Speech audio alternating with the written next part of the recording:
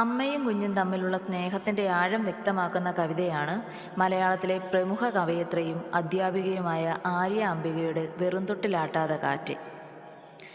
ഉറക്കത്തിലാണെൻ്റെ കുഞ്ഞ് കിടക്കുന്നിതെന്നോട് ചേർന്ന്, തുറന്നേയിരിക്കുന്നു ചുണ്ട് നുണയ്ക്കുന്ന പാലും മറന്ന്.